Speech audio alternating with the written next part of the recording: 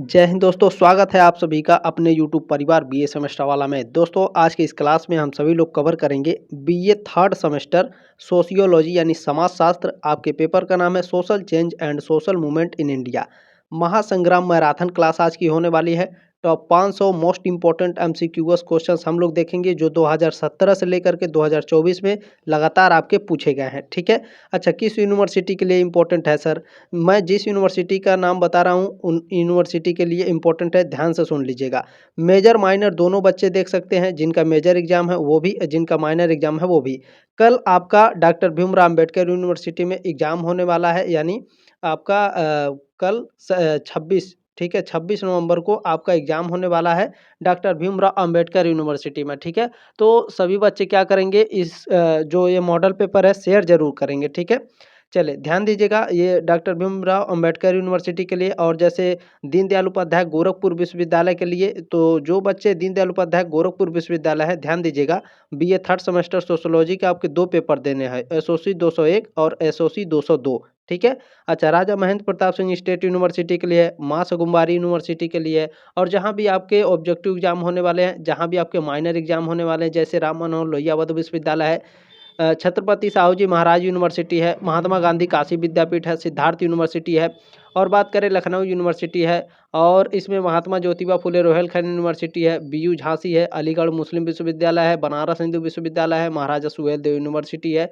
और देखिए बात करें इसमें प्रोफेसर रज्जू भैया जो यूनिवर्सिटी है उसके लिए, वीर बहादुर सिंह पूर्वांचल यूनिवर्सिटी है, अवध यूनिवर्सिटी है, चौधरी चरण सिंह यूनिवर्सिटी है, जननायक चंद्रशेखर जो बलिया में विश्वविद्यालय है। जहाँ भी आपके पूरे उत्तर प्रदेश में इससे अफिलिएटेड कॉलेज में आप पढ़ रहे हैं या इससे संबंधित आप किसी भी कॉलेज में पढ़ रहे हैं, जितना मैंने कॉलेज का नाम बताया, या उत्तर प्रदेश में कहीं भी पढ़ रहे हैं, तो ध्यान दीजिएगा, यदि आपका पेपर का नाम social change and social movement in India है तो आपको इस क्लास को अटेंड कर सकते हैं, या फिर social change and social movement नाम है केवल, तो भी आप इस क्लास को अटेंड कर सकते हैं। ठीक है, चलिए क्लास को स्टार्ट करते हैं।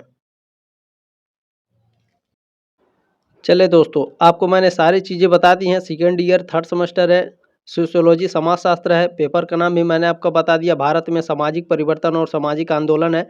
मॉडल पेपर 5 है, क्लास आपका 5 है। और जो दीनदयाल उपाध्याय गोरखपुर विश्वविद्यालय के बच्चे ध्यान दीजिएगा, इस क्लास में आपके देखिए क्वेश्चन नंबर 28 तक, ठीक है, क्वेश्चन नंबर 28 तक आपके एसओसी 201 है। और 28 के बाद इसमें जितने भी प्रश्न रखे गए हैं वो एसओसी 202 है। मैं किसी भी बच्चे को अंधेरे में नहीं रखना चाहता, जो सच है मैं वो सब बता देता हूँ। सभी कॉलेज के लिए इम्पोर्टेंट है, लेकिन जो दीनदयाल उपाध्याय गोरखपुर विश्वविद्यालय, ध्यान दीजिएगा बाबू, क्वेश्चन नंबर 28 तक आपका एसओसी 201 है, 28 के बाद एसओसी 202 है। बाकी जितने भी यूनिवर्सिटी हैं सभी बच्चे आप लोग आराम से देख सकते हैं, चिंता करने की कोई भी आवश्यकता नहीं है आपको। ठीक है, 500 most important MCQ question answer करेंगे। अच्छा, देखिए आप लोगों को मैं नोट्स के साथ पढ़ाता हूं, तो नोट्स को बिल्कुल भी स्किप नहीं करना है, क्योंकि नोट्स से कई सारे आपके एग्जाम में प्रश्न पूछे जाते हैं। आप इस यूनिवर्सिटी में पढ़ रहे हो या इस यूनिवर्सिटी से संबंधित किसी अपलेटेड कॉलेज में पढ़ रहे हो, किसी भी यूनिवर्सिटी में हो उत्तर प्रदेश के या फिर पूरे भारत के, यदि आपका क्वेश्चन पेपर का नाम सेम है तो आप एकदम शानदार तरीके से पढ़ सकते हैं, चिंता करने की कोई आवश्यकता नहीं है। ठीक है, देखिए ये जो क्वेश्चन है 2017, 2020 और 2024 में पूछा था। प्रश्न क्या है, कौन मानता है कि जनसंख्या में वृद्धि ज्यामितीय अनुपात में होती है? ठीक है, जबकि खाद्यान्न उत्पादन गणितीय अनुपात में। बताइए ये कौन मानता है? माल्थस, स्पेंसर, सोरोकिन या हेराल्ड महोदय मानते हैं? तो ये माल्थस महोदय मानते हैं कि जो जनसंख्या है, जनसंख्या में वृद्धि ज्यामितीय अनुपात में होती है, जबकि खाद्यान्न उत्पादन जो होती है गणितीय अनुपात में होती है। ठीक है, 3 साल आपके पूछा गया है ये प्रश्न, 2017, 2020 और 2024 में। ठीक है, चलिए ऑप्शन नंबर ए राइट है आपका। देखिए अगर आप लोग इस मॉडल पेपर को शेयर जरूर कर दीजिएगा, बहुत ही मेहनत लगती है, ये आपकी जिम्मेदारी है, आपसे रिक्वेस्ट है, प्रत्येक बच्चे से रिक्वेस्ट है, प्रत्येक बच्चियों से रिक्वेस्ट है, बाबू जरूर शेयर कर दीजिएगा व्हाट्सएप पर इस क्लास को। ठीक है, चले एक लाइक जरूर कर दीजिएगा। लाइक करने से क्या होता है, यूट्यूब ऑटोमेटिक इस क्लास को रिकमेंड करता है, बाकी बच्चों के पास भेजता है। लाइक का और कोई काम नहीं होता है यूट्यूब पर, केवल एक ही काम होता है कि यह यूट्यूब ऑटोमेटिक रिकमेंड करता है। ठीक है, तो शेयर और लाइक जरूर करेंगे। दूसरा प्रश्न है आपका, निम्नलिखित में से कौन सामाजिक परिवर्तनों का जनसंख्यात्मक कारक है? उत्प्रवास और अप्रवास। ठीक है, ये दोनों उत्प्रवास और अप्रवास ये दोनों सामाजिक परिवर्तन का जनसंख्यात्मक कारक हैं। ठीक है, 2017 और 2021 में ये प्रश्न पूछा था। ऑप्शन नंबर ए करेक्ट है आपका। चलिए तीसरा प्रश्न क्या है आपका, the theory of leisure class पुस्तक किसने लिखी? 2021 और 2024 में यह प्रश्न पूछा था। The theory of leisure class, इस पुस्तक पुस्तक को किसने लिखा है? वेवलन महोदय ने लिखा है। बी ऑप्शन आपका राइट है। अब चले इसमें मैं कुछ की पॉइंट बता रहा हूँ, ध्यान दीजिएगा, जो आपके एग्जाम में 100% आपके एग्जाम में पूछे जाते हैं, ठीक है, बिल्कुल भी स्किप नहीं करना है। देखें, the theory of leisure class पुस्तक के लेखक कौन है? अमेरिकी अर्थशास्त्री और समाजशास्त्री थोरिस्टीन वेवलेन। इनका पूरा नाम क्या है? थोरिस्टीन वेवलन। ये कहाँ के रहने वाले थे? अमेरिका के। कौन थे? अर्थशास्त्री और समाजशास्त्री थे, ठीक है। और पूछता है आपके एग्जाम में, the theory of leisure class पुस्तक का प्रकाशन कब हुआ था? 1998 में इसका प्रकाशन हुआ था। इस किताब में क्या बताया गया है? तो इस किताब में बताया गया है कि धन का पीछा करना और उस पर अधिकार जताना मानव व्यवहार को कैसे प्रभावित करता है। थोरस्टीन वेवलेन को सामाजिक अर्थशास्त्र का संस्थापक माना जाता है। आपके एग्जाम में पूछा जाता है बाबू कि सामाजिक अर्थशास्त्र का संस्थापक किसे माना जाता है? थोरस्टीन वेवलेन को माना जाता है। पूछता है थोरस्टीन वेवलेन का जन्म कब हुआ था? तो 30 जुलाई 1857 को कहाँ हुआ था? नॉर्वे में हुआ था। पूछता है उनका निधन, तो 3 अगस्त 1929 को हुआ था। ये सारे नोट्स आपको बिल्कुल फ्री में मिलेंगे, आपको एक भी पैसा नहीं देना है। क्या करेंगे सर? तो देखिए, टेलीग्राम ग्रुप का लिंक दिया गया डिस्क्रिप्शन बॉक्स में, अभी तुरंत जाइए ज्वाइन कर लीजिए। आपकी यूनिवर्सिटी से संबंधित जो भी जानकारी रहती है एग्जाम को लेकर, आपके रिजल्ट को लेकर कोई भी जानकारी रहती है, वो आपके टेलीग्राम ग्रुप में सेंड की जाती है। जितने भी क्लासेस होते हैं, क्लासेस के पीडीएफ नोट्स बिल्कुल फ्री में सेंड किए जाते हैं टेलीग्राम ग्रुप में। ज्वाइन कर लीजिए एकदम फटाक से। चले अगला प्रश्न है, देखिए अगला प्रश्न है आपका, the decline of the West के लेखक हैं। 2019-2024 में ये प्रश्न पूछा था कि the decline of the West, इस पुस्तक के लेखक कौन है भैया? तो इसके लेखक हैं स्पेंगलर महोदय। ए ऑप्शन आपका करेक्ट है। अब यहाँ आप लोग की पॉइंट देखिएगा, बहुत ही इंपॉर्टेंट है ये की पॉइंट, आपको सारे डाउट क्लियर होंगे, बहुत ही मजा आएगा। देखिए, the decline of the West पुस्तक के लेखक ओसवाल्ड अर्नाल्ड गाटफ्राइड स्पेंगलर है। इनका पूरा नाम भी मैंने आपको बता दिया। यह पुस्तक मूल रूप से जर्मन भाषा में लिखी गई थी। आपके एग्जाम में पूछा जाता है स्पेंगलर द्वारा लिखी गई पुस्तक the decline of the West पुस्तक किस भाषा में लिखी गई है? जर्मन भाषा में, ठीक है। अच्छा, जो पुस्तक है the decline of the West पुस्तक, ये 2 भागों में बटी हुई है। इसका पहला भाग 1918 में रूप और वास्तविकता के नाम से प्रकाशित हुआ था, और जो दूसरा भाग है 1922 में विश्व इतिहास के परिप्रेक्ष्य के नाम से प्रकाशित हुआ था, ठीक है। अगर अच्छा लगा हो तो प्लीज़ एक लाइक जरूर कर देंगे, शेयर जरूर कर दीजिएगा। बहुत ही नॉलेजेबल क्लास है दोस्तों। देखिए, इस पुस्तक में 1000 सालों के दौरान संस्कृतियों और सभ्यताओं के उत्कर्ष और पतन के बारे में विस्तृत जानकारी दी गई है। ओसवाल्ड स्पेंगलर एक प्रसिद्ध जर्मन इतिहासकार और ऐतिहासिक दार्शनिक थे। दार्शनिक माने आप समझ रहे हैं क्या होता है? जो आज से 100 साल पहले की कल्पना कर लेता है कि 100 साल बाद क्या होने वाला है, उसे ही दार्शनिक कहा जाता है, ठीक है। चलें, पांचवा प्रश्न है जो 2017, 21 और 24 में पूछा था कि निम्नलिखित समाजशास्त्रियों में से किसने संस्कृति को भौतिक एवं अभौतिक संस्कृति में वर्गीकृत किया है? तो ये आगबर्न महोदय ने किया है, ठीक है। आगबर्न महोदय ने क्या किया है इन्होंने? तो ये एक समाजशास्त्री आगबर्न, इन्होंने संस्कृति जो होती है इसको भौतिक और अभौतिक रूप में वर्गीकृत किया है, ठीक है। बी ऑप्शन आपका करेक्ट है। वेरी वेरी मोस्ट इंपॉर्टेंट है। अगला प्रश्न है, चले छठा प्रश्न है जो 2 साल आपका पूछा है 17 और 21 में, ठीक है। किसने संस्कृति के 3 चरणों इंद्रिय परख, आदर्शात्मक और विचारात्मक की अवधारणा दी है? देखिए, संस्कृति के 3 चरण कौन कौन से हैं? इंद्रिय परख, आदर्शात्मक और विचारात्मक। और जो ये संस्कृति के 3 चरण हैं, इसकी अवधारणा किसने दी थी? सोरोकिन महोदय ने दी थी। डी ऑप्शन आपका राइट है। 7वां प्रश्न आपका पूछा गया है, निम्नलिखित में से कौन सा युग्म सही नहीं है? 3 साल आपका ये प्रश्न पूछा है 2017, 2021, 2024 में। कौन सा युग्म सही नहीं है? तो इसमें आपके 3 सही होंगे और 1 गलत होंगे, क्योंकि निगेटिव प्रश्न में 3 सही होते हैं और 1 गलत होता है। चलिए देखते हैं। वर्ग संघर्ष, ये कार्ल मार्क्स ने दिया था, बिल्कुल राइट आंसर है। वेवलेन महोदय ने विलासी वर्ग की अवधारणा दी थी, बिल्कुल राइट है। सोरोकिन ने सांस्कृतिक गतिशीलता की अवधारणा दी है, क्या ये राइट है? बिल्कुल राइट है दोस्तों। पैरेटो सांस्कृतिक पिछड़ापन की अवधारणा नहीं दिए थे। डी ऑप्शन आपका क्या है? युग्म आपका सही नहीं है, ठीक है। चलें, प्रश्न नंबर आपका 8 है जो 2023 में पूछा था कि कौन सी दशा सामाजिक प्रगति की अवधारणा से संबंधित नहीं है।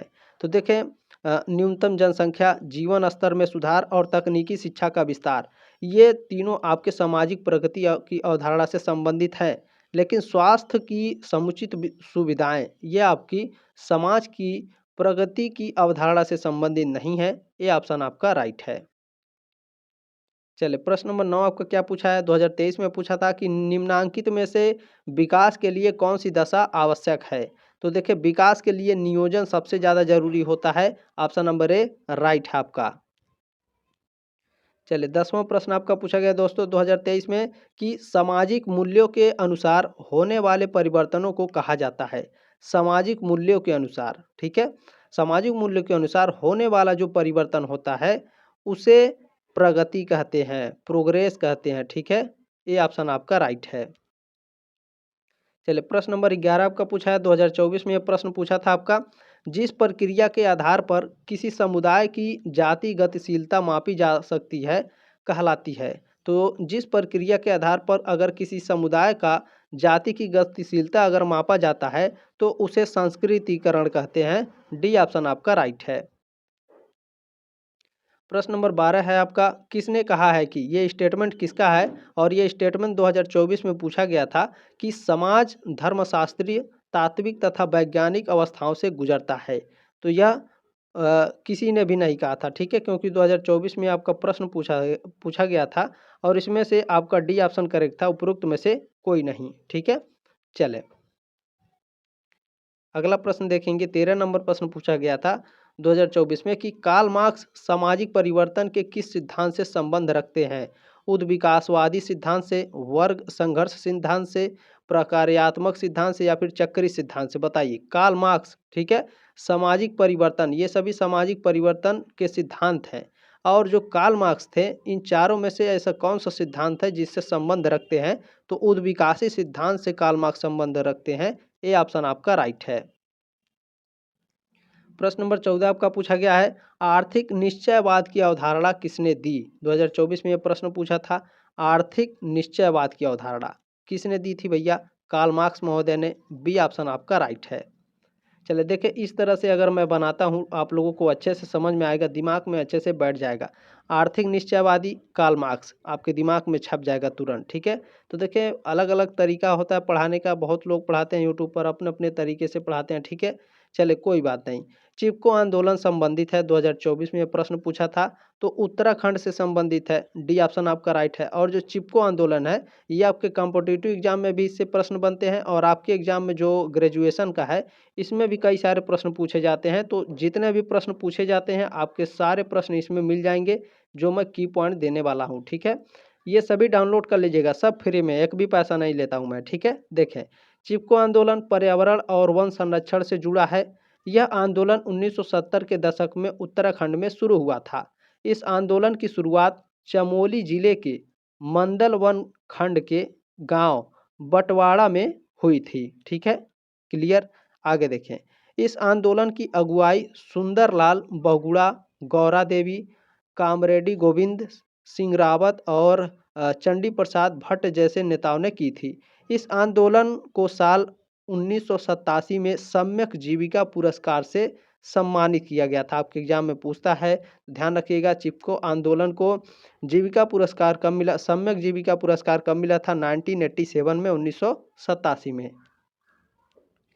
चलिए 16 नंबर प्रश्न है आपका कि निम्नलिखित में से कौन सा कथन गलत है, ठीक है। 2024 में प्रश्न पूछा था, चलिए देखते हैं। परिवर्तन प्रकृति का नियम है, बिल्कुल राइट आंसर है। प्रत्येक परिवर्तन प्रगति है, गलत है। ये जरूरी नहीं है कि जितनी परिवर्तन हो रहा है उससे प्रगति ही होगी, ये गलत है आपका, ठीक है। प्रगति एक ऐच्छिक परिवर्तन है, राइट है। प्रगति एक नैतिक धारणा है, ये भी राइट है। प्रत्येक परिवर्तन प्रगति नहीं हो सकती है बाबू, ठीक है। बी ऑप्शन आपका राइट है। चलिए प्रश्न नंबर 17 आपका पूछा गया, हर्बर्ट स्पेंसर का जन्म कब हुआ था। देखें इसीलिए मैंने जो बताया था की पॉइंट में, एक जो समाजशास्त्री थे उनका मैंने जन्म और मृत्यु भी बताया। इसीलिए मैं बताता हूँ ताकि अगर मान लीजिए एग्जाम में पूछा जाए तो आपको ये ना लगे कि आपको आधा अधूरा पढ़ाया गया, ठीक है। जो भी पढ़ाया जाएगा काफ़ी शानदार तरीके से पढ़ाया जाएगा। बीए सेमेस्टर वाला ऐसे ही पढ़ाता है, ठीक है। चलिए, बहुत बच्चे हमसे जुड़ेंगे। हर्बर्ट स्पेंसर का जन्म कब हुआ था? 2024 में प्रश्न पूछा था। तो देखिए 1820 में हर्बर्ट स्पेंसर का जन्म हुआ था। सी ऑप्शन राइट है। ठीक है, पूछता है हर्बर्ट स्पेंसर का जन्म कहाँ हुआ था, तब क्या करेंगे देखें, इनका पूरा डेट भी याद रखिएगा। हर्बर्ट स्पेंसर का जो जन्म है 27 अप्रैल 1820 को इंग्लैंड के डर्बी में हुआ था। ठीक है, चलें। प्रश्न नंबर 18 आपका क्या है? स्पेंसर का सामाजिक उद्विकास आधारित है, 2024 में पूछा था। जो हर्बर्ट स्पेंसर है इनका जो सामाजिक उद्विकास है, ठीक है, ये किस पर आधारित है? भौतिक विकास के सिद्धांत पर नहीं, प्राणशास्त्रीय विकास के सिद्धांत पर आधारित है। ठीक है, स्पेंसर का जो सामाजिक उद्विकास आधारित है प्राणशास्त्रीय विकास के सिद्धांत पर आधारित है। ठीक है, बी ऑप्शन आपका राइट है। देखिए, इस तरह से अगर आप एकदम ध्यान से लगाकर आप पढ़ेंगे तो गारंटी है आपको दोबारा देखने की जरूरत ही नहीं पड़ेगी, एकदम शानदार तरीके से आपका एग्जाम जाएगा। ठीक है, चले। प्राकृतिक पर्यावरण का सिद्धांत किसने दिया? 2019, 2021 और 2024 में 3 साल आपका ये प्रश्न पूछा है कि प्रकृति, ठीक है, प्राकृतिक पर्यावरण का सिद्धांत किसने दिया है? तो डार्विन महोदय ने दिया है। सी ऑप्शन आपका करेक्ट है। प्रश्न नंबर 20 आपका क्या पूछा गया है? निम्नलिखित में से कौन परिवर्तन के चक्रीय सिद्धांत का प्रवर्तक नहीं है?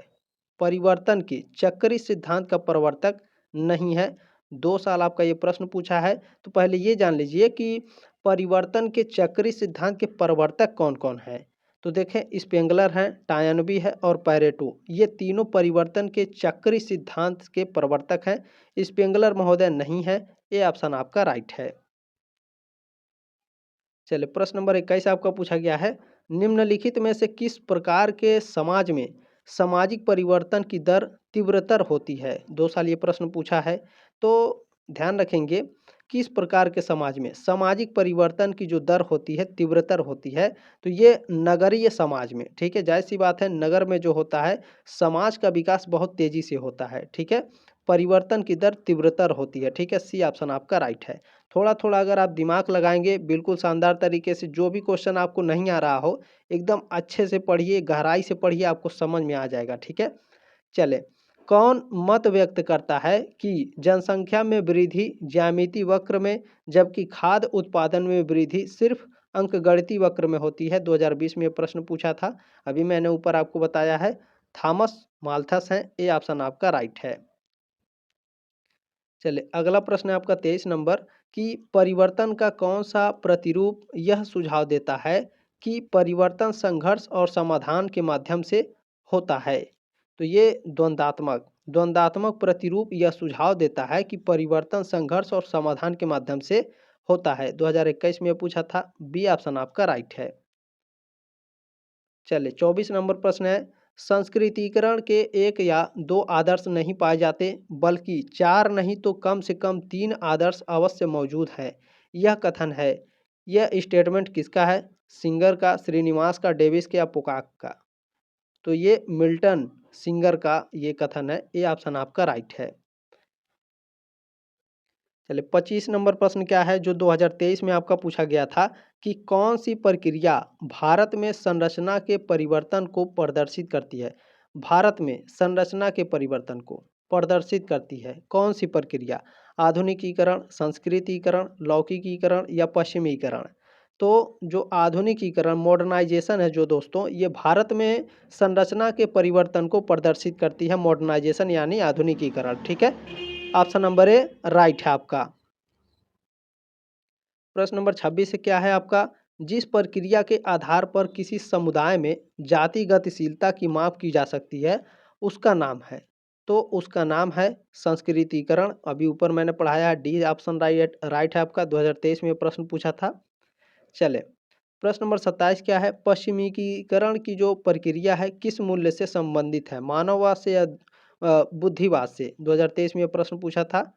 तो देखिए दोस्तों, जो पश्चिमीकरण की जो प्रक्रिया है, पश्चिमीकरण की, ये मानवतावाद और बुद्धिवाद दोनों मूल्यों से संबंधित होता है। सी ऑप्शन आपका राइट है। ए और बी दोनों करेक्ट है। प्रश्न नंबर 28 क्या पूछा गया है? प्रौद्योगिक विकास के कारण निम्नांकित में से किस नए वर्ग का प्रादुर्भाव हुआ? 2023 में प्रश्न पूछा था।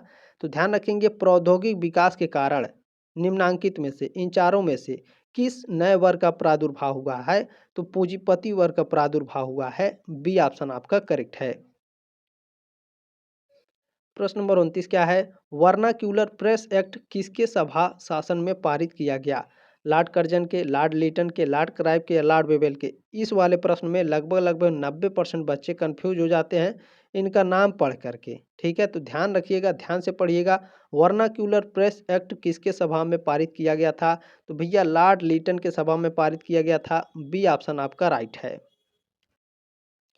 चलिए प्रश्न नंबर 30 क्या है? ध्यान से देखेंगे। 2023 में पूछा गया था, सामाजिक आंदोलन है, सामाजिक आंदोलन क्या है? तो सरकार के प्रति विघटनकारी एवं अराजक चुनौतियां हैं। ए ऑप्शन आपका करेक्ट है। चलिए प्रश्न नंबर 31 आपका क्या पूछा है? 2023 में पूछा गया था कि सामाजिक आंदोलन भाग है, सामाजिक आंदोलन लोक राजनीति का भाग है भैया। ऑप्शन नंबर ए करेक्ट है आपका। आपका ज़्यादा समय ना लेते हुए इसी तरह से मैं पढ़ाऊंगा बहुत ही ज़बरदस्त तरीके से। श्रमिक आंदोलन का प्रादुर्भाव निम्नांकित में से किस दशा का परिणाम है? 2024 में पूछा था। तो यह दोस्तों औद्योगिकीकरण का आपका परिणाम है। ठीक है, चले। श्रमिक आंदोलन का प्रादुर्भाव निम्नांकित में से किस दशा का परिणाम है? औद्योगिकीकरण का आपका परिणाम है। सी ऑप्शन आपका करेक्ट है। चलिए प्रश्न नंबर 33 क्या है? ताना भगत आंदोलन किस तरह के आंदोलन का उदाहरण है?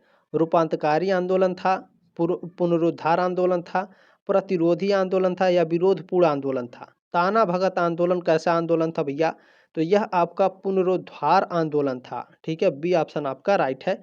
चलिए इसके बारे में जान लीजिए जो आपके एग्जाम में प्रश्न पूछे जाएंगे यहाँ से। ठीक है, देखिए ताना भगत आंदोलन सत्याग्रह सविनय अवज्ञा आंदोलन का एक उदाहरण है। ठीक है, यह आंदोलन ब्रिटिश भारत के छोटा नागपुर क्षेत्र में स्थानीय जमींदारों और ब्रिटिश अधिकारियों के खिलाफ किया गया था।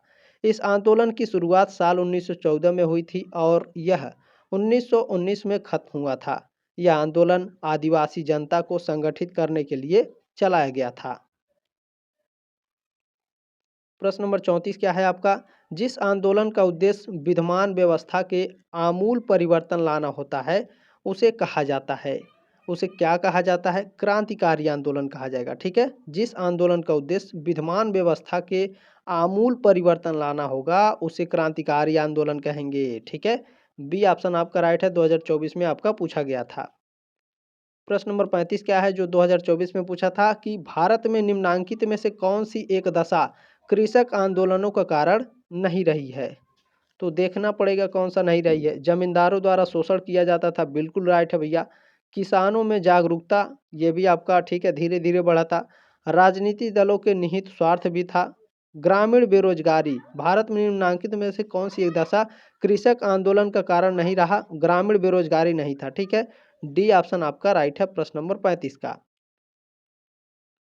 प्रश्न नंबर 36 क्या है? जो 2024 में पूछा था कि सामाजिक आंदोलन की मार्क्सवादी व्यवस्था आंदोलन के किस प्रकार से संबंधित है? समाजवादी आंदोलन की मार्क्सवादी व्यवस्था आंदोलन के किस प्रकार से संबंधित है?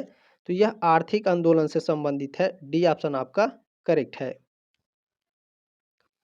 प्रश्न नंबर 37 क्या है? करो या मरो नारा निम्नलिखित आंदोलनों में से किससे संबंधित है? स्वदेशी आंदोलन से, असहयोग आंदोलन से, सविनय अवज्ञा आंदोलन से या भारत छोड़ो आंदोलन से? करो या मरो का नारा किससे संबंधित है? तो भारत छोड़ो आंदोलन से, जो 1942 में हुआ था आपका भारत छोड़ो आंदोलन। ठीक है, चलिए डी ऑप्शन आपका करेक्ट है।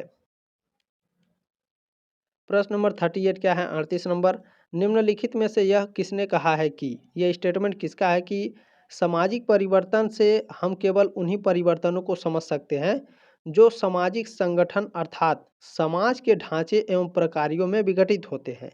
2023 में पूछा था।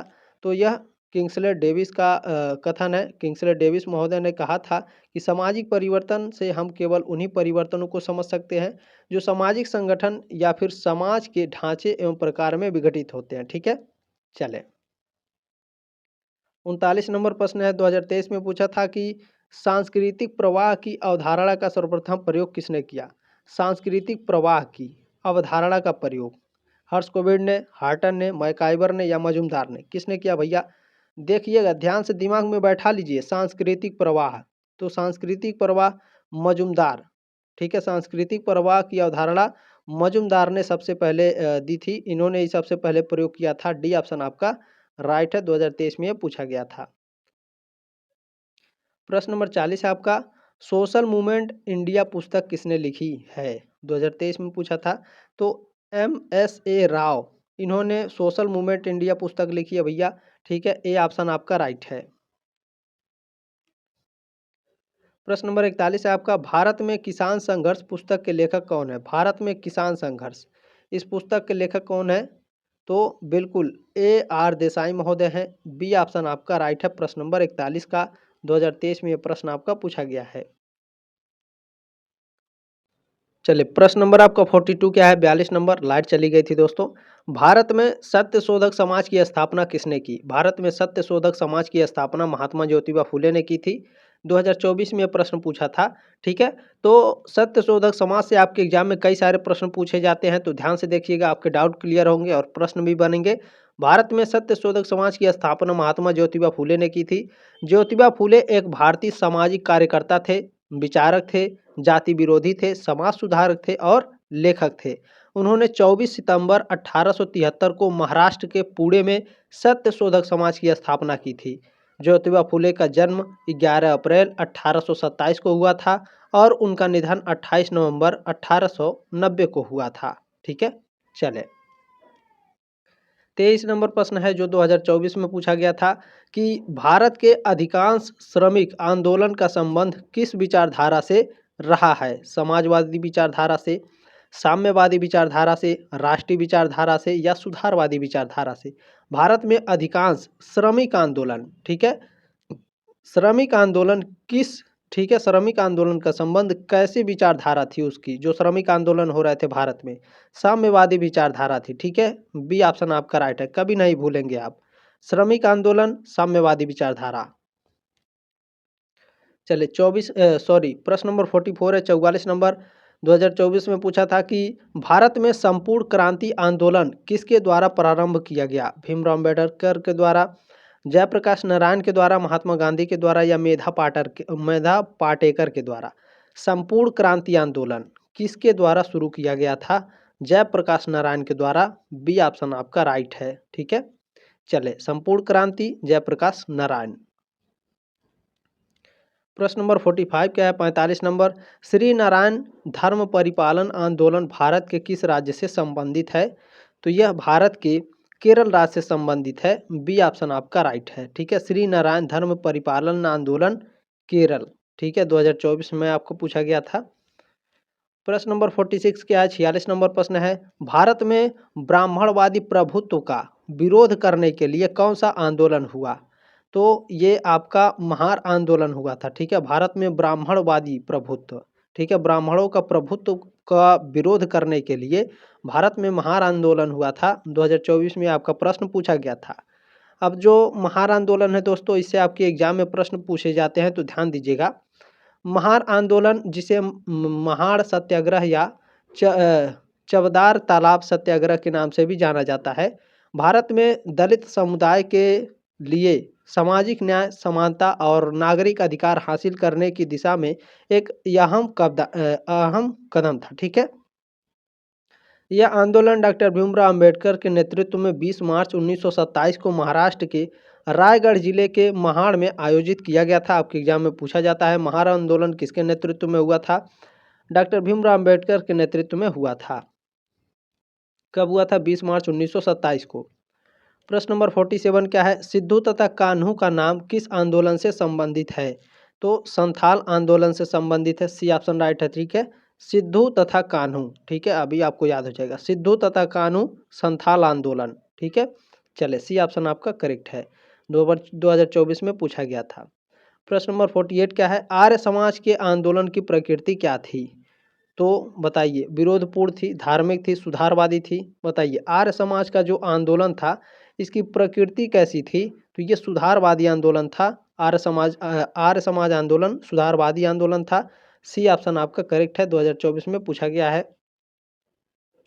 प्रश्न नंबर 49 है जो 2024 में पूछा था दोस्तों, आर्य समाज के आंदोलन की प्रकृति क्या थी? अभी मैंने आपको बताया है सुधारवादी थी, ठीक है। सी ऑप्शन आपका करेक्ट है। देखिए एक ही प्रश्न 2 बार टाइप हो गया, इसके लिए माफ़ी चाहते हैं। 50 नंबर प्रश्न है, दलितों के उत्थान के लिए डॉक्टर भीमराव अंबेडकर ने अपना कार्य किस प्रदेश से आरंभ किया? 2024 में यह प्रश्न पूछा गया था, तो इन्होंने महाराष्ट्र से किया था। डी ऑप्शन आपका राइट है। चलिए प्रश्न नंबर 51 क्या है आपका? भारत में स्वतंत्रता से पूर्व यानी भारत के आज़ादी से पहले जोधपुर रियासत में वृक्षों की रक्षा के लिए किसने चिपको आंदोलन की शुरुआत की थी? 2024 में यह प्रश्न पूछा था, तो अमृता बाई ने की थी। बी ऑप्शन आपका राइट है। लगभग 363 लोग बाबू खेजड़ी के एक पेड़ के लिए 363 लोग अपना गर्दन कटवा लेते हैं, ठीक है। ये भारत के आज़ादी के पहले की बात है, ये बात ध्यान रखिएगा, ठीक है। बिश्नोई समाज जिसे कहते हैं, ठीक है। आप लोग तो सुने ही होंगे बिश्नोई समाज। चलें, इस समय बिश्नोइयों का जलवा है, जेल से ही सारे कांड हो जा रहे हैं। 52 नंबर प्रश्न है, निम्नांकित में से किसे नर्मदा बचाओ आंदोलन के प्रणेता के रूप में मान्यता दी जाती है? तो देखिए जो मेधा पाटेकर हैं, इनको नर्मदा बचाओ आंदोलन के प्रणेता के रूप में जाना जाता है। 2024 में प्रश्न पूछा था, ठीक है। डी ऑप्शन आपका करेक्ट है। चलिए प्रश्न नंबर आपका 53 क्या है? महिलाओं की दशा में सुधार करने के लिए, ठीक है, भारत में एक संस्थात्मक सुधार आंदोलन किस शताब्दी में हुआ? तो यह हुआ था आपका 19वीं शताब्दी में। सी ऑप्शन आपका राइट है। 2024 में पूछा गया था। अगला प्रश्न देखेंगे क्या है? प्रश्न नंबर 54 क्या है? देखिए, जिस आंदोलन का उद्देश्य विद्यमान व्यवस्था में आमूल परिवर्तन लाना होता है उसे कहा जाता है, तो उसे क्रांतिकारी आंदोलन कहा जाता है। मैंने शुरू में पढ़ाया आपको। बी ऑप्शन आपका करेक्ट है। चलिए प्रश्न नंबर 55 क्या पूछा गया है? बहुत ही शानदार तरीके से ध्यान दीजिएगा। जो आंदोलन परंपरागत जीवन प्रणाली के सभी महत्वपूर्ण पक्षों में परिवर्तन लाने के लिए अहिंसक ढंग से किए जाते हैं उन्हें कहा जाता है, तो उन्हें रूपांतकारी आंदोलन कहा जाता है, ठीक है। जो आंदोलन परंपरागत जीवन के प्रणाली के सभी महत्वपूर्ण पक्षों में परिवर्तन लाने के लिए अहिंसक ढंग से, हिंसा करके नहीं, अहिंसक ढंग से किए जाते हैं उन्हें रूपांतकारी आंदोलन कहते हैं। 2024 में पूछा था। सी ऑप्शन आपका करेक्ट है। चलिए प्रश्न नंबर 56 देखेंगे भैया आपका क्या पूछा गया है? 2024 में पूछा था social change in modern India, ठीक है। ये एक पुस्तक का नाम है, social change in modern India. तो इस पुस्तक को भैया लिखा किसने था? इस पुस्तक को लिखा था एम.एन. श्रीनिवास। ये भारतीय समाजशास्त्री हैं। ए ऑप्शन आपका राइट है। योगेंद्र सिंह एस.सी. दुबे, ये भी आपके भारतीय समाजशास्त्री हैं, ठीक है। चलें, आपके जब वाइवा होगा आपके कॉलेज में तो पूछा जाएगा कि 3 भारतीय समाजशास्त्रियों के नाम बताइए। वाइवा में आपके ये एग्जामिनर पूछते हैं, ध्यान रखिएगा, ठीक है। चलिए प्रश्न नंबर 57 क्या है? निम्नांकित में से कौन एक महिला आंदोलन का मुख्य उद्देश्य है? महिला आंदोलन का मुख्य उद्देश्य क्या है? लैंगिक भेदभाव का उन्मूलन। जो लैंगिक भेदभाव है कि तुम महिला हो मैं पुरुष हूँ, इसको समाप्त करना, ठीक है। सी ऑप्शन आपका करेक्ट है। प्रश्न नंबर 58 क्या है? जो 2024 में पूछा था, महिलाओं को स्वयं सहायक समूह में संगठित करके उन्हें स्वरोजगार के लिए आर्थिक सहायता देने वाली योजना का नाम है, तो उस योजना का नाम है स्वयं सिद्धा योजना। ए ऑप्शन आपका राइट है। प्रश्न नंबर 59 आप लोगों का पूछा गया है, किसानों के खेड़ा आंदोलन का संबंध भारत के किस राज्य से है? खेड़ा आंदोलन किस राज्य में हुआ था भैया? बताइए, बिहार, झारखंड, पश्चिम बंगाल या गुजरात में? खेड़ा आंदोलन गुजरात में हुआ था। डी ऑप्शन आपका राइट है 59 का। 2024 में प्रश्न पूछा था। पूछा जाएगा खेड़ा आंदोलन कब हुआ था, ध्यान रखिएगा। किसानों का खेड़ा आंदोलन गुजरात के खेड़ा जिले के खेड़ा जिले से जुड़ा है। यह आंदोलन ब्रिटिश सरकार के खिलाफ किसानों का विरोध था। इसे प्रथम असहयोग आंदोलन भी कहा जाता है। यह आंदोलन 22 मार्च से 5 जून के बीच 1918 के बीच चला था, ठीक है। पूछा जाएगा खेड़ा आंदोलन कब चला था? तो खेड़ा आंदोलन गुजरात में चला था कब? 1918 में, ठीक है। चले, और जो खेड़ा आंदोलन है बाबू, इसे प्रथम असहयोग आंदोलन भी कहा जाता है, ठीक है। चले, प्रश्न नंबर 60 क्या है आपका?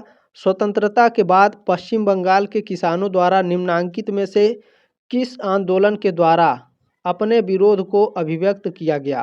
किस आंदोलन के द्वारा बताइए? बिल्कुल तेभगा आंदोलन के द्वारा। सी ऑप्शन आपका राइट है। चलिए तेभगा आंदोलन के बारे में पढ़ लेते हैं जो एग्जाम में पूछा जाएगा। तेभगा आंदोलन 1946-47 में किसान सभा, भारत के कम्युनिस्ट पार्टी के सिद्धांत फ्रंट द्वारा बंगाल में शुरू किया गया एक स्वतंत्र अभियान था? प्रश्न नंबर आपका 61 क्या पूछा गया है? संस्कृति को भोगवादी, विचारात्मक तथा आदर्शात्मक रूप में किसने वर्गीकृत किया है? मैंने शुरू में क्या बताया? सोरोकिन महोदय ने। बिल्कुल 2024 में पूछा था। ऑप्शन नंबर ए राइट है आपका। प्रश्न नंबर 62 क्या है? मार्क्स के यानी जो कार्ल मार्क्स हैं इनके अनुसार सामाजिक परिवर्तन का कारक है वर्ग संघर्ष, अतिरिक्त मूल्य, कीमतों में वृद्धि या राजनीति व्यवस्था। कार्ल मार्क्स के अनुसार सामाजिक परिवर्तन का कारक क्या है? तो आपका क्या है बताने का प्रयास करेंगे। बिल्कुल बिल्कुल वर्ग संघर्ष है आपका। ऑप्शन नंबर ए राइट है। ठीक है, चले 2024 में पूछा था, ध्यान रखिएगा। सॉरी, चले प्रश्न नंबर 63 क्या है बाबू? श्रमिक संघ के कार्य क्या हैं? जो श्रमिक संघ है, ठीक है, इसका कार्य क्या है? उत्पादन में वृद्धि, उद्योग का आधुनिकीकरण, उत्पादन की गुणवत्ता में सुधार या फिर श्रम कल्याण हेतु प्रयत्न। बिल्कुल श्रम कल्याण हेतु जो प्रयत्न है ये श्रमिक संघर्ष के कार्य हैं। श्रमिक संघर्ष के कार्य हैं। डी ऑप्शन आपका राइट है। 2023 में पूछा था। चले पीडीएफ जरूर डाउनलोड कर लीजिएगा, ठीक है, इससे आपका रिवीजन भी होता रहेगा और सब कुछ फ्री में है। भारत में ब्राह्मणवादी प्रभुत्व का विरोध करने के लिए निम्नांकित में से कौन सा आंदोलन हुआ? तो इसको मैंने शुरू में क्या बताया है? महार आंदोलन हुआ था। ये ऑप्शन आपका राइट है। 2023 में पूछा गया था। चले 65 नंबर देखे, जो दो बार प्रश्न पूछा जा रहा है ना, तो वो 2023 और 2024 में भी पूछा गया था, इसीलिए दो जगह है, तो इसीलिए दो जगह का पीडीएफ बन गया। ठीक है, इसके लिए माफ़ी चाहते हैं, लेकिन कोई दिक्कत नहीं है। हमको पढ़ने में क्या दिक्कत है? पढ़ेंगे तो अभी तो हमको आएगा। ठीक है, चले हमारे एग्जाम में भी आएगा।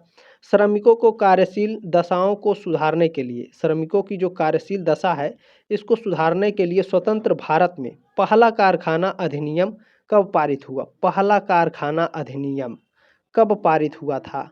तो यह पारित हुआ था 1948 में। ऑप्शन नंबर ए राइट है। 2023 में पूछा गया था। प्रश्न नंबर 66 क्या है आपका? बम्बई मिल हैंड एसोसिएशन के नाम से भारत में पहले श्रमिक संघ की स्थापना किसके नेतृत्व में की गई?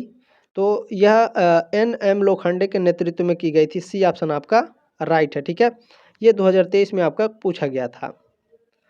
अगला प्रश्न है आपका 2021 में पूछा गया था। भारतीय पुनर्जागरण का जनक कौन है? राजा राम मोहन राय को भारतीय पुनर्जागरण का जनक कहा जाता है। ऑप्शन नंबर ए राइट है। प्रश्न नंबर अगला है, द सेकंड सेक्स पुस्तक किसने लिखी? 2021 में यह प्रश्न आपका पूछा गया था।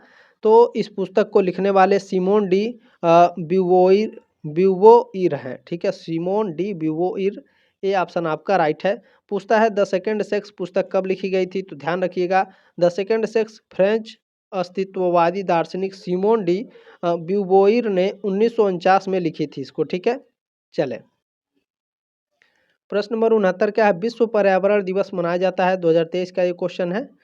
तो विश्व पर्यावरण दिवस हर साल 5 जून को मनाया जाता है। सी ऑप्शन आपका राइट है। प्रश्न नंबर 70 है आपका, महात्मा गांधी ने किस दलित नेता के प्रभाव में हरिजन सेवक संघ की स्थापना की? बताइए, महात्मा गांधी ने हरिजन सेवक संघ की स्थापना किस दलित नेता से प्रभाव होकर के की थी? तो ठक्कर बप्पा से प्रभावित होकर के हरिजन सेवक संघ की स्थापना की थी गांधी जी ने। ठीक है, 2023 में आपका प्रश्न पूछा था। चलिए प्रश्न नंबर आपका 71 क्या है? संवैधानिक रूप से दलित जातियों का संबंध किस श्रेणी से है? 2023 में यह प्रश्न पूछा था, दलित जातियों का संबंध किस श्रेणी से है? तो अनुसूचित जातियों से संबंधित है। ठीक है, डी ऑप्शन आपका राइट है, जो SC ST में आते हैं। ठीक है, ध्यान रखेंगे, SC और ST दोनों अलग अलग होते हैं। ठीक है ना। चलिए प्रश्न नंबर 72 क्या है? दलित जातियों की परिस्थिति में सुधार लाने के लिए डॉक्टर भीमराव अम्बेडकर किस संस्थान की स्थापना की? तो इन्होंने इनमें से कोई नहीं है। ठीक है, इनमें से इन्होंने किसी भी संघ की स्थापना नहीं करी थी। 2023 का क्वेश्चन है, डी ऑप्शन इसमें करेक्ट था। लेकिन डॉक्टर भीमराव अम्बेडकर ने जिन संस्था की स्थापना की थी उसका नाम था दोस्तों DCF, यानी दलित वर्ग फेडरेशन, और इसकी स्थापना उन्होंने 1930 में करी थी। ठीक है, चले अच्छा, इसको बताने का मकसद यही है कि मान लीजिए अगर ये क्वेश्चन पूछेगा और इस बार इनमें से कोई नहीं हटा करके आपका DFC का नाम दे दिया, दलित वर्ग फेडरेशन का नाम लिख दिया, तो क्या करेंगे? आप कहेंगे सर जी आप तो इसमें कोई नहीं आंसर बताए थे, डी ऑप्शन आपका करेक्ट था। इसीलिए मैं चाहता हूँ कि देखें, मैं कोशिश यही करता हूँ कि आपको अच्छे से अच्छे एकदम गहराई से पढ़ाया जाए, ताकि आपका कहीं से भी प्रश्न पूछे एक भी छूटना ना पाए, ठीक है। चलें, प्रश्न नंबर 73 है, उत्तर प्रदेश के बस्ती जिले में होने वाले निजाई बोल आंदोलन का मूल कारण क्या था? निजाई बोल आंदोलन का मूल कारण क्या था, बताइए भैया। बिल्कुल, ब्रिटिश सरकार द्वारा कृषि भूमि का मनमाना अधिग्रहण था। बी ऑप्शन आपका करेक्ट है। 2023 का ये क्वेश्चन है। अगला प्रश्न है जो दो बार आपका पूछा गया है लगातार 2023-24 में, कि उत्तराखंड में चिपको आंदोलन को प्रभावपूर्ण किसका योगदान महत्वपूर्ण है? केसी पंत का, विजय कुमार भट्ट का, गौरा देवी के, या मेधा पाटेकर का? बताइए। बिल्कुल, गौरा देवी का महत्वपूर्ण माना जाता है। सी ऑप्शन आपका करेक्ट है। प्रश्न नंबर 75 क्या है, 75 नंबर, किसने भारत में महिला आंदोलन की दुर्बलता के 4 मुख्य कारणों का उल्लेख किया है? किसने किया है? बिल्कुल, नीरा देसाई ने, ठीक है। नीरा देसाई ने भारत में महिला आंदोलन जो हुआ था उसकी दुर्बलता के 4 मुख्य कारण का उल्लेख की है। बी ऑप्शन आपका राइट है। 2023 का ये क्वेश्चन है। प्रश्न नंबर 76 क्या है, 76 नंबर, निम्नांकित में से कौन सा एक महिला आंदोलन का उद्देश्य है? 2023 में क्वेश्चन आपका पूछा गया था। महिला आंदोलन का उद्देश्य होता है स्त्री पुरुष के बीच आर्थिक समानता हो, ठीक है, पैसे का बंटवारा बराबर हो भैया, पितृसत्तात्मक व्यवस्था का उन्मूलन, यानी पितृसत्ता, मान लीजिए अगर मान लीजिए आपके घर में भाई बहन दोनों हैं, ठीक है, तो आपके पिताजी की जो संपत्ति है आधा आपके बहन की हुई और आधा आपकी हुई, ठीक है, इस तरह से। तो इस पितृसत्तात्मक व्यवस्था को ख़त्म कर देना चाहिए। आधा बहन का है और आधा भाई का है, ठीक है। कुछ भाई ऐसे हैं देखिए प्रेजेंट टाइम में, जो अपने बहन को अपना आधा हिस्सा बिना कहे दे देते हैं, ठीक है। परंपरागत विचारों में परिवर्तन लाना होगा। ये सभी क्या है, ये सभी महिला आंदोलन का उद्देश्य होता है, ठीक है। डी ऑप्शन आपका राइट है। चलिए, प्रश्न नंबर आपका 77 क्या है, भारत में राष्ट्रीय महिला आयोग की स्थापना कब हुई? 2023 में पूछा था। राष्ट्रीय महिला आयोग, ठीक है भैया, भारत में राष्ट्रीय महिला आयोग, भारत में राष्ट्रीय महिला आयोग की स्थापना हुई थी कब? बिल्कुल 1992 में, 1992 में, ठीक है, 1992 में राष्ट्रीय महिला आयोग की स्थापना हुई थी। डी ऑप्शन आपका राइट है। राष्ट्रीय महिला आयोग से संबंधित आपके कई सारे प्रश्न पूछे जाते हैं, आप लोग ध्यान रखिएगा। देखें, राष्ट्रीय महिला आयोग NCW की स्थापना 31 जनवरी 1992 को हुई थी। इसकी स्थापना राष्ट्रीय महिला आयोग अधिनियम 1990 के तहत हुई थी। यहाँ ये एक प्रश्न मोस्ट इम्पोर्टेंट है, आपके एग्जाम में पूछता है राष्ट्रीय महिला आयोग की स्थापना किस आयोग के अंतर्गत किया गया था? तो राष्ट्रीय महिला आयोग अधिनियम 1990 के तहत हुई थी। अच्छा, राष्ट्रीय महिला आयोग किस अधिनियम के तहत इसकी स्थापना हुई थी? राष्ट्रीय महिला आयोग अधिनियम 1990 के तहत हुई थी। कब? 31 जनवरी 1992 में। इस आयोग की पहली अध्यक्ष कौन थी? जयंती पटनायक थी। वर्तमान में कौन है? रेखा शर्मा राष्ट्रीय महिला आयोग की अध्यक्ष है, ठीक है। वर्तमान, भूत, भविष्य सब बता देंगे ताकि एक भी ना छूटे। चलिए, प्रश्न नंबर 78 क्या है, वुमेन्स इंडिया एसोसिएशन जिसका गठन 1917 में हुआ था, इसकी प्रणेता थी, इसकी प्रणेता कौन थी भैया? एनी बेसेंट थी, सरोजनी नायडू और मार्गरेट कजिन्स, ये तीनों लोग थी, ठीक है। 2023 में ये प्रश्न आपका पूछा गया था। ऑप्शन नंबर ए करेक्ट है आपका। अच्छा, वुमेन्स इंडिया एसोसिएशन की जो गठन है, इसका गठन 1917 में हुआ था, ये भी ध्यान रखिएगा, ठीक है।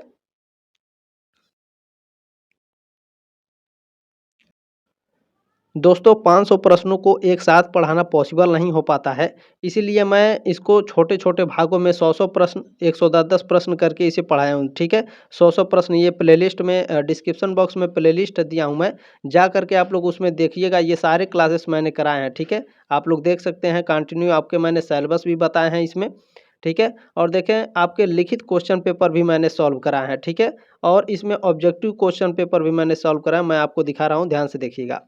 देखें, इसमें मैंने आपके बहुत सारे क्लासेस करा रखे, 500 से भी ज़्यादा आपके प्रश्न हैं, ठीक है। 500 से भी ज़्यादा प्रश्न आप लोग देख सकते हैं। इसमें मैंने क्वेश्चन पेपर भी आपके सॉल्व कराए हैं, बहुत ही ज़बरदस्त तरीके से सॉल्व कराया मैंने। तो जाकर डिस्क्रिप्शन बॉक्स में प्लेलिस्ट का लिंक है, तुरंत ये सारे क्लासेस आप लोग देख लीजिए। प्रश्न नंबर 79 क्या पूछा गया है आपका, ध्यान देंगे। भारत में 1970 के दशक में महिलाओं द्वारा निम्नांकित में से किस एक का नेतृत्व किया गया? नारी मुक्ति आंदोलन का, गंगा बचाओ आंदोलन का, महिला संरक्षण आंदोलन का या चिपको आंदोलन का? 1970 के दशक में महिलाओं द्वारा इन चारों में से किसका नेतृत्व किया गया था? बिल्कुल, नारी मुक्ति आंदोलन का नेतृत्व किया गया था। ये ऑप्शन आपका राइट है। 2024 का ये क्वेश्चन है।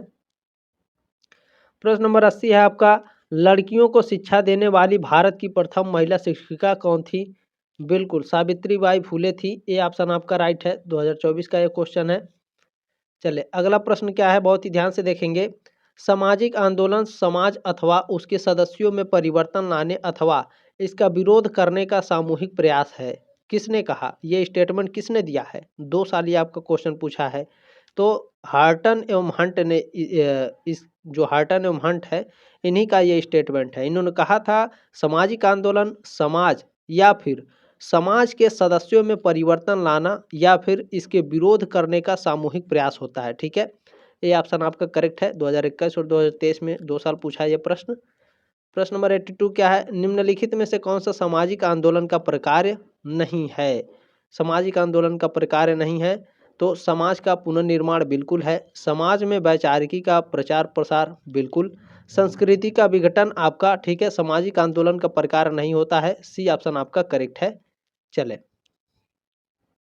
प्रश्न नंबर 83 क्या है, भारत में सामाजिक आंदोलन के लेखक हैं। भारत में सामाजिक आंदोलन के लेखक कौन है?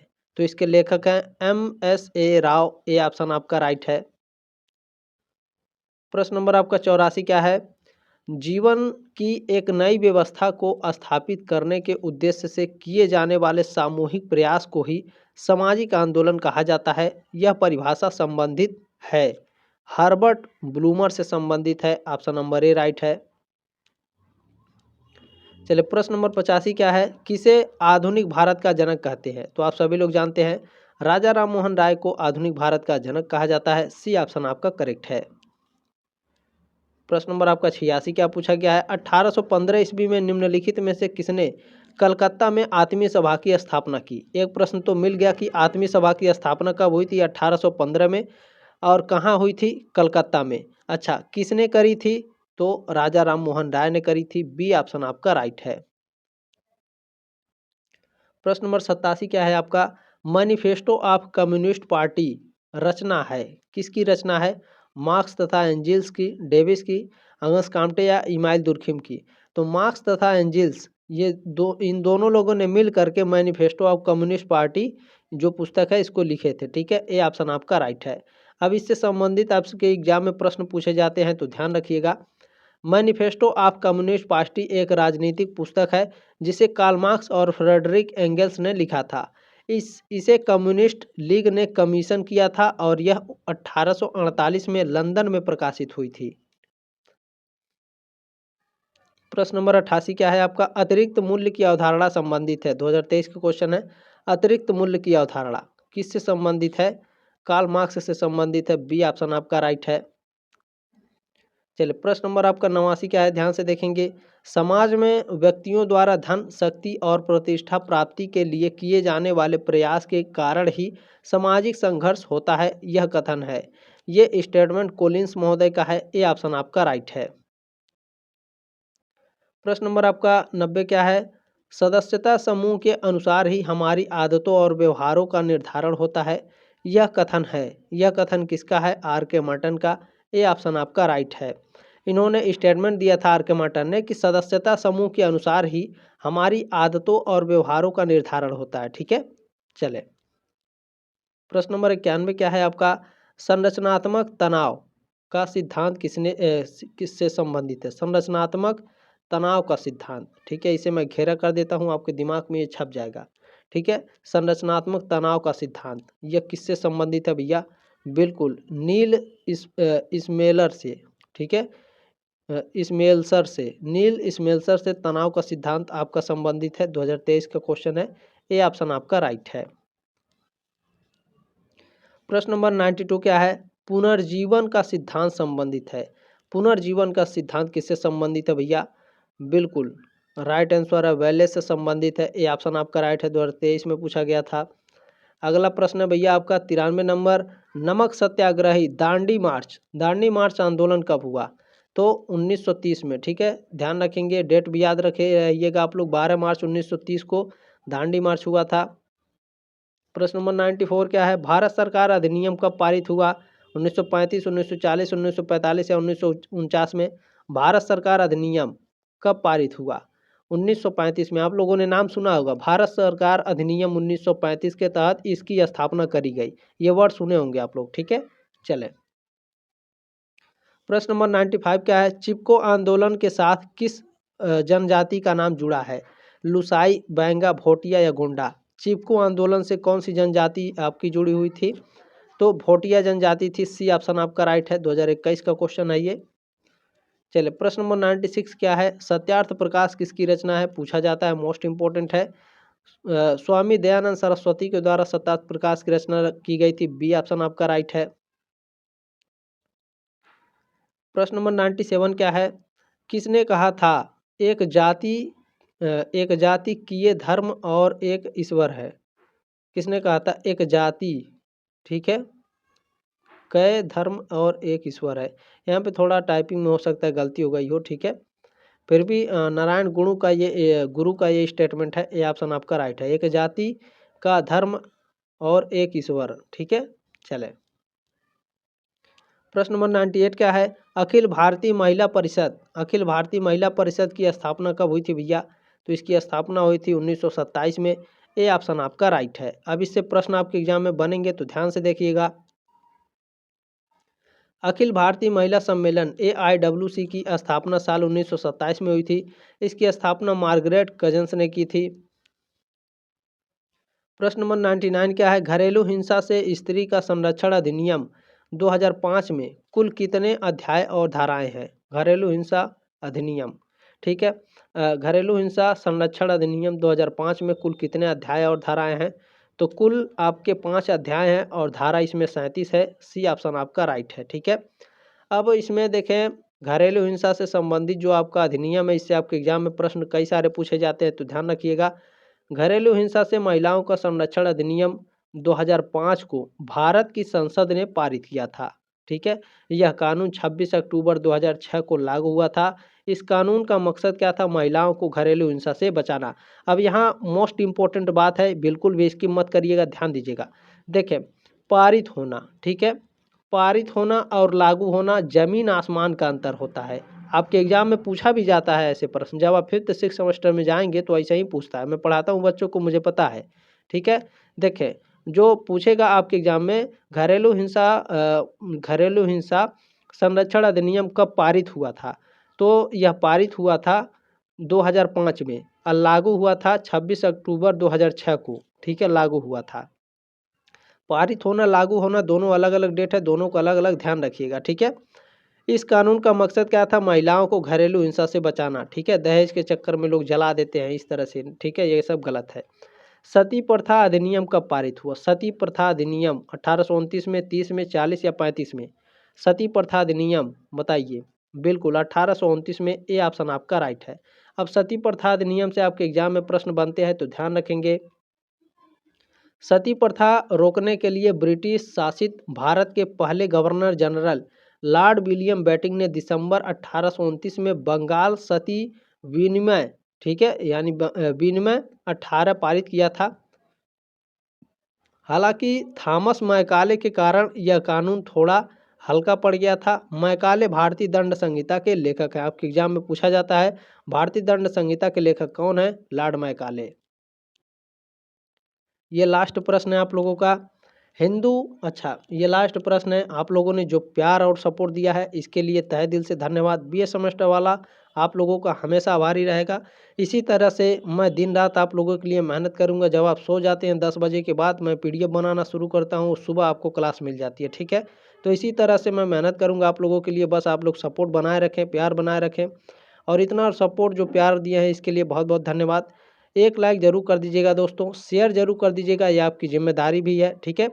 चले लास्ट प्रश्न है आपका, हिंदू विधवा पुनर्विवाह अधिनियम पारित हुआ 2023 में क्वेश्चन पूछा गया था। तो देखें यहाँ पारित हुआ पूछा है, ठीक है। इसी तरह से आपके एग्जाम में पूछेगा कि हिंदू विधवा पुनर्विवाह अधिनियम लागू कब हुआ था। तो 2 प्रश्न बन गए।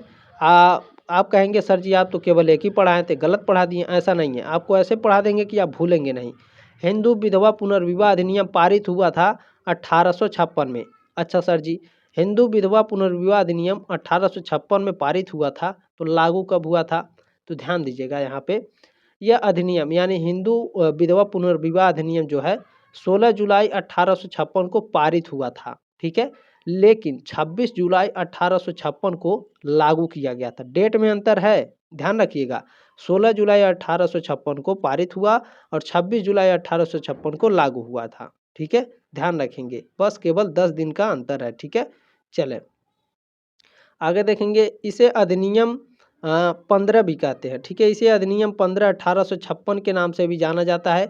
इस अधिनियम का मसौदा लॉर्ड डलहौजी ने तैयार किया था और इसे लॉर्ड कैनिंग ने पारित किया था। हाँ, मोस्ट इम्पोर्टेंट है, ध्यान रखिएगा, पूछेगा आपके एग्जाम में।